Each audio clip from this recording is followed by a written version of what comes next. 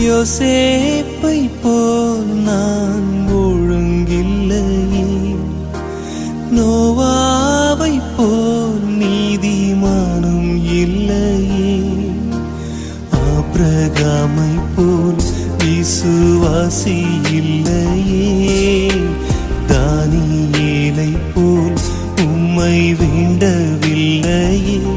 நான் நானாக வந்திருக்கிறேன்.